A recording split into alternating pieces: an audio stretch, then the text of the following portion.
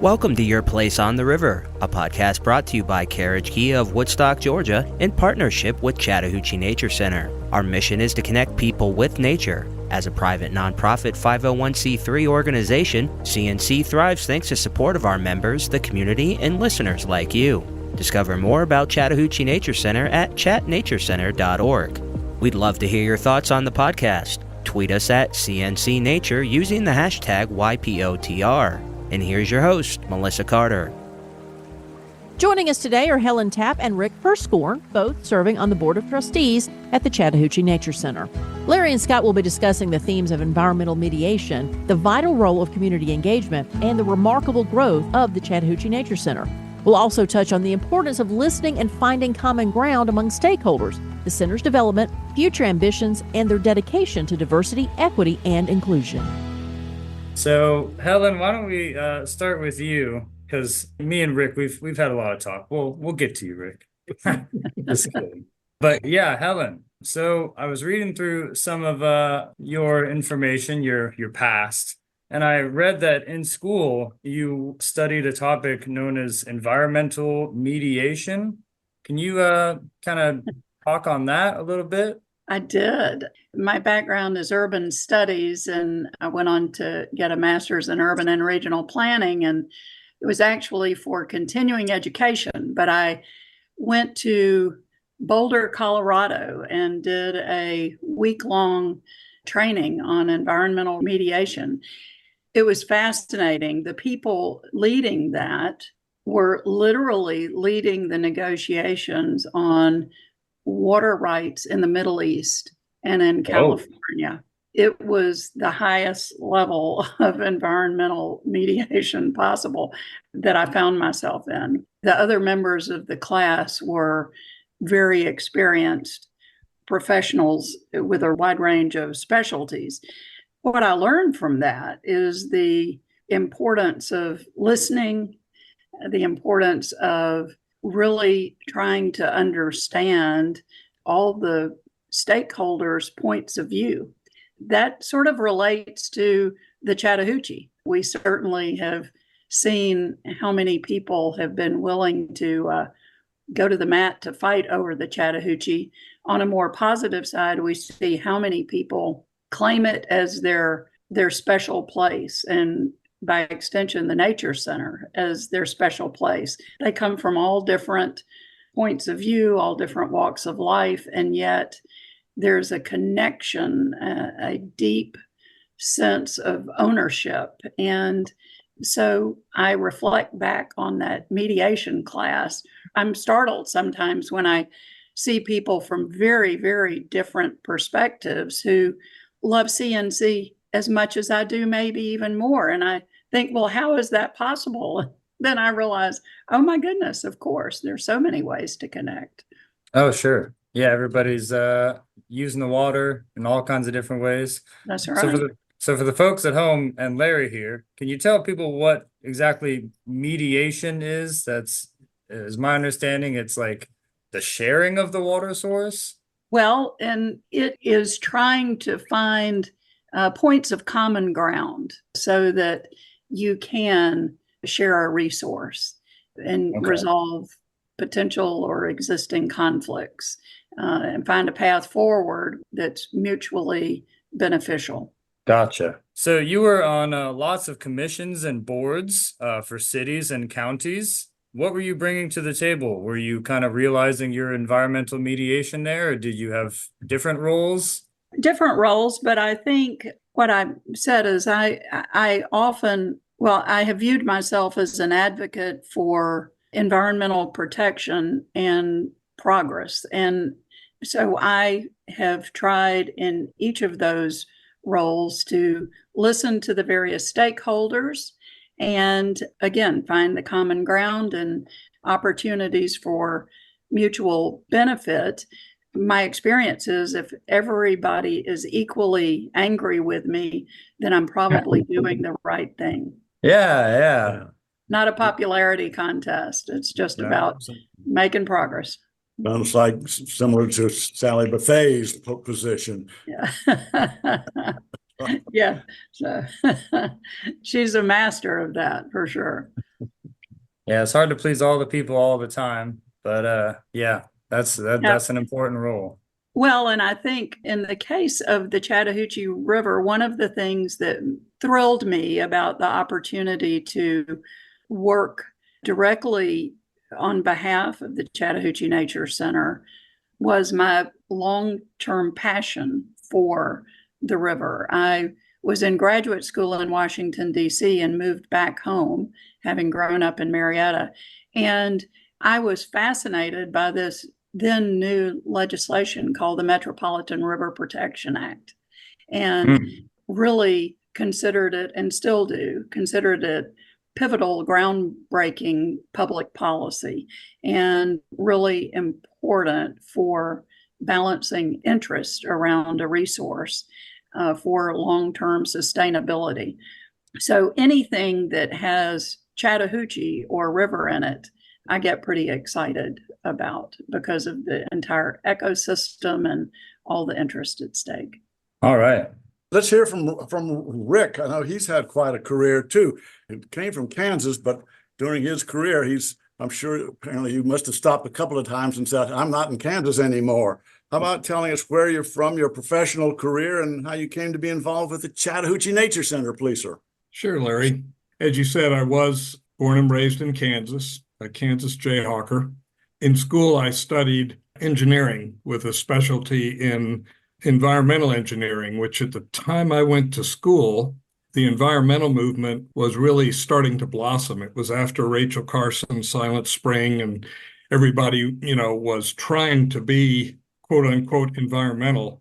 Everybody was marching to recycle cans and bottles and everything. And because I was good in math and science, I was told I needed to go into engineering school, and figured that maybe I could do something tangible, to help bring to reality some of the environmental processes and movements that were ongoing.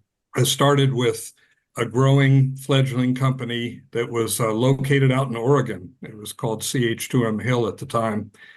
Turned out to be the premier environmental firm in the industry for many years, known for innovation, starting with recycling and reuse projects at Lake Tahoe, Occoquan up in the Virginia area, where wastewater was actually treated to a high level, discharged into reservoirs, and reused for other purposes.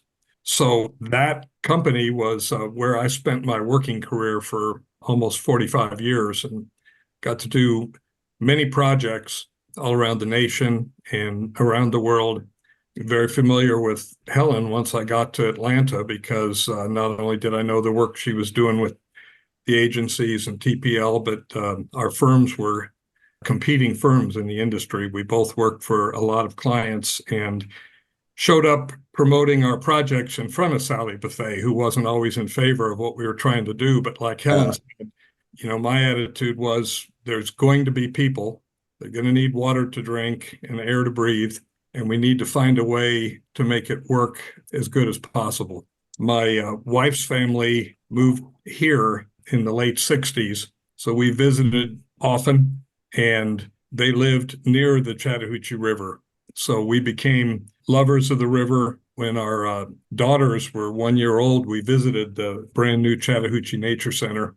We finally moved here in '89 and have had a home here ever since. Got involved with the Nature Center through my company, who wanted to support community service.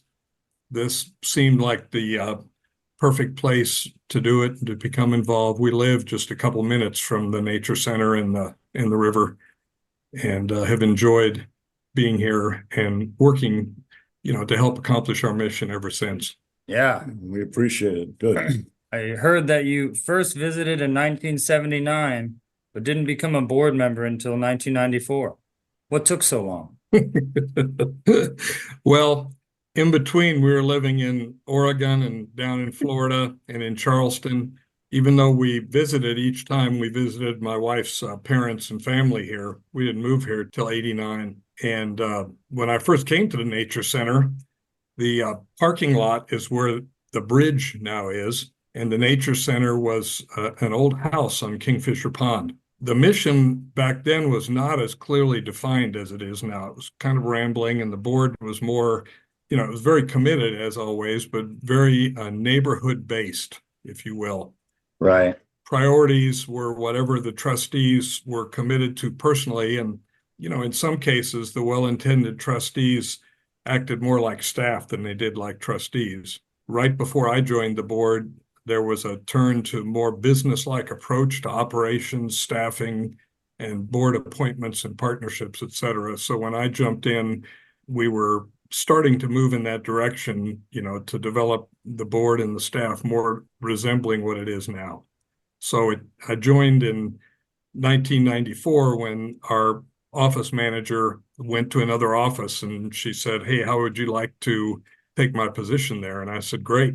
When can I start?" And except for when we'd been overseas, had the privilege of working with the board ever since. You had a hiatus between board membership, right? Because you were overseas. You were in Abu Dhabi and London, and I went to Abu Dhabi to work on Masdar, intended to be the first net zero carbon city in the world. And we worked there till the 2008-9 financial crisis hit. And then we got to all go different places because even the sovereign wealth fund over there ran out of money. Came back through New York, managed our New York office for a while, and then came back in 2016. Prior to that, though, before leaving, got to work on the first capital campaign, the development of the Discovery Center and the Ben Brady Pavilion. Also had the beaver habitat built back then, but was smarter than I am now because we got the campaign done, and then I left town while it was all being built. So other people had to build it. good. So. Well, they certainly get lots of good use out of all those, the Discovery Center and the pavilion and the beaver habitat. And Helen, so when you first came to the Nature Center, how do you remember your time then? I still consider myself a newbie. I joined in late 2018. I was familiar with Chris Nelson, who was the then president and CEO. I had actually worked with him when he was working in Atlanta, and I knew and respected some people on the board like Rick Hirsekorn and Jim Stokes. And so I was thrilled to be given an opportunity to work alongside a lot of very energetic and bright folks, staff and board included. What I think about, there was a capital campaign going on. It was sort of the phase 2 capital campaign, if you will, the one that yielded our bridge across Willio and the rebuilt boardwalk and all of the wonderful work that Rick superintended as a volunteer very nobly and very well. And of course, that campaign, we were very excited not only to raise that money. What was that, Rick? 6 million after a 10 million. The first sort of our capital campaigns, I think, the first one was maybe 10 million. The second one was 6 million. And now we're in a sort of the third of 3, which is about 9 million. But it was very thrilling to be part of a team that was so professional at every level, whether it was the educational opportunities being provided by Alicia Thompson and her team, the operational side of things, Karen Ewing and all of that, the horticultural work that Henning von Schmeling and that whole team was doing as a master gardener and master naturalist. Of course, I'm just thrilled by the native plant work and plant conservation work that CNC does and the wildlife rehab work that Catherine Dudek and her team do. So everywhere I turned, I was just blown away by things yet to discover and learn about CNC. It's such a multifaceted place. And every time you come, there's another group. And so 5 years later, 6 years later, that's still the case. It's astounding. I find new corners of the 127-acre campus. I find new programs I've never heard of, which is both exciting and embarrassing. I meet enthusiastic volunteers and staff that have dedicated years to this place. And I'm in awe of it all. And the backdrop of that, as a land use planner and a native of the area, I have seen how rapidly our metro area has grown, for good or ill. I mean, that's a whole different discussion. A lot of good, but it's not disputable. It's indisputable that our natural areas are increasingly at risk because they're in competition with our human habitation and development. And so to have this 127 acres on the river is just well nigh to miraculous. And to have some heritage with John Ripley Forbes, who was amazing nationally in the nature education arena for children, that pedigree alone is worth taking to the bank. So it's just a special place. So you ask, how was it when I first joined? It feels the same way. It's thrilling. It's thrilling. It was and it is. And you've seen lots of growth, though, and lots of things, that wonderful bridge and the new boardwalk. Oh, my goodness. Yeah. Well, and we've updated the strategic plan. To Rick's point, we've seen an increasingly professional approach, business-like approach taken to all aspects of the Nature Center. As I said, Chris Nelson was the leader when I came on board. Chris retired and we were able to recruit the wonderful Natasha Rice, and Natasha has brought an acumen to nonprofit management that is taking us to a new level.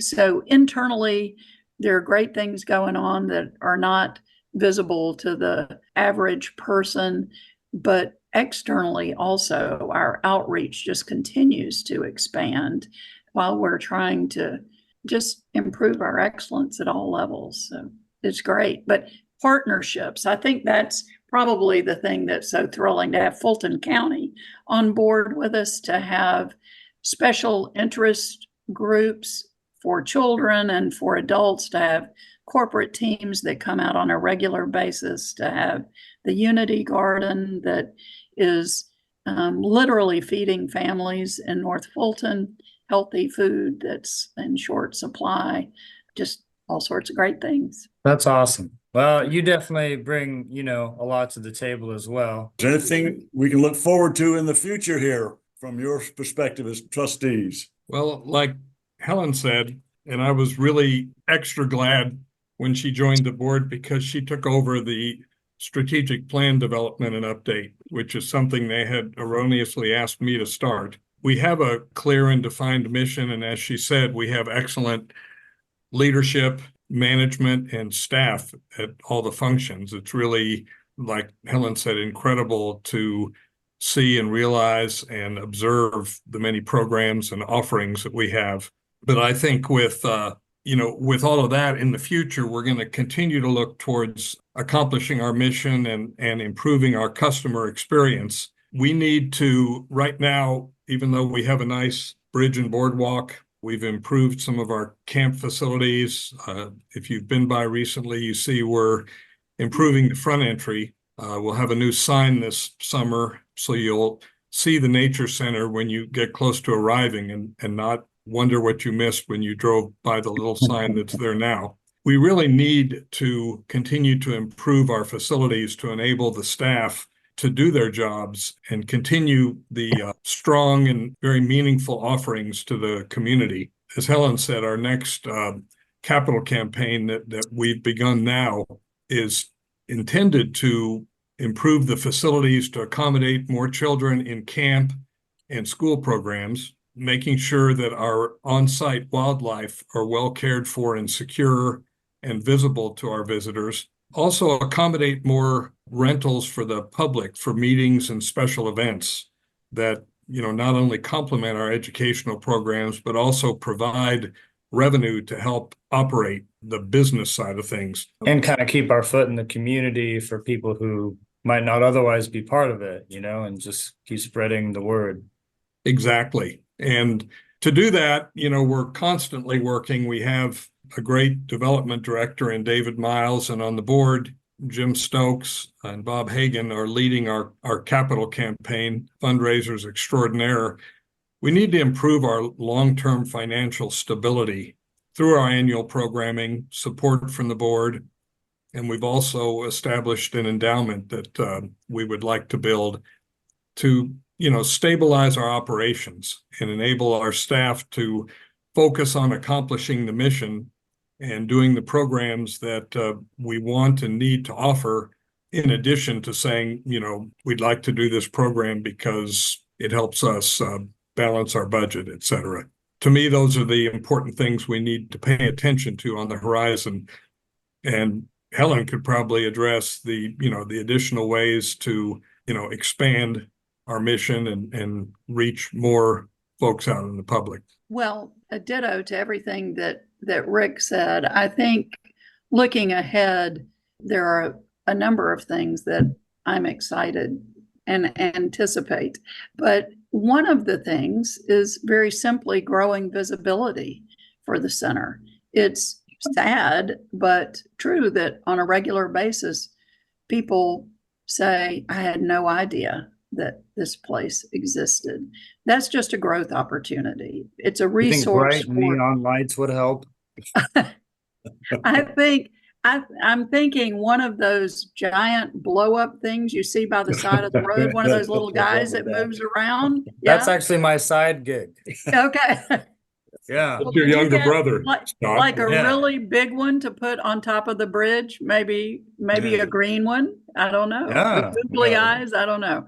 Your point, Helen. Yeah, one of my favorite stories is one time I was out front of the Discovery Center, and these two women. There turned out one of them was the bride to be, and one was the wedding planner.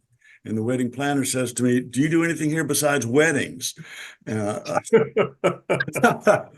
I said, "No, all our animals are animatronics," and yeah, so And all of our interrupted. animals are married. All of our yeah, animals are married. Oh, legitimate. beautiful. Yeah. Oh my goodness. Yeah. I apologize. I interrupted. No, funny. that's a great point. And again, back to my point, we never know what people are bringing to the center, things we can learn and things we can help them learn about. But so growing visibility is something that I see in the future. That's maybe vague, but I think it's just important. There's just a lot of opportunity there because when people get to experience the center and know the center, they're hooked.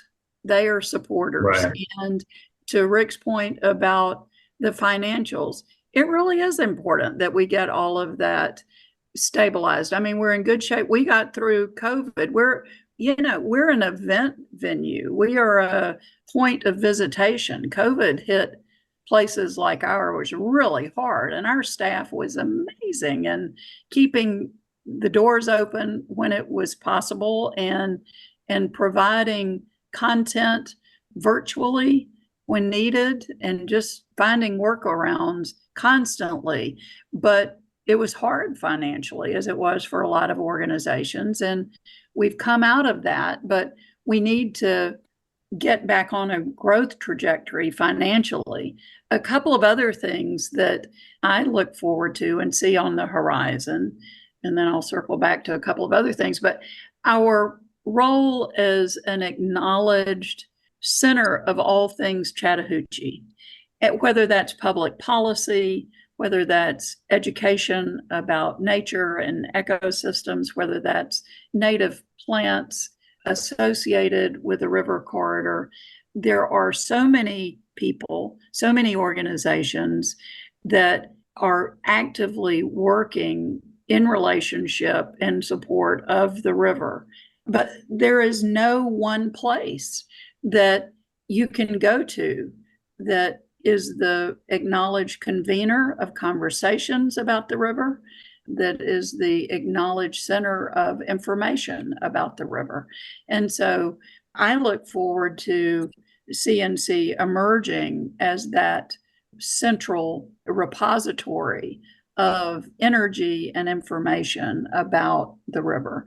Then I also look forward on sort of a closer in level to more new partnerships and new trustees for CNC. I chair the governance committee along with Harriet Hoyt. And since I've been on the board, I have found this organization to be amazingly welcoming and to be remarkably successful in reaching out to corporations to attract the best and the brightest young executives who can bring their professional expertise and their personal energy to the table. And we are going to be continuing to do that and want to reach deeply into North Fulton, but to the entire region, and really make sure that our Board of Trustees is reflective of Metro Atlanta and the various populations that we serve. Part of our strategic plan update included the addition of a new goal. We have 6 goals. The first 5 have been around for a while. The 6th that we added was a commitment that really put in writing the practice that CNC had had, but it's our commitment to diversity, equity, and inclusion. And so we're doing a lot internally on training, whether that's for staff and volunteers or for the board, but we're also doing a lot in terms of outreach and recruitment of board members and partners who will help us increase our reach in the community. Thanks for listening to another episode of Your Place on the River, brought to you by Carriage Kia of Woodstock, Georgia, in partnership with Chattahoochee Nature Center. Remember to like and subscribe to Your Place on the River wherever you get your podcast. Visit chatnaturecenter.org to stay updated on all happenings at the Nature Center.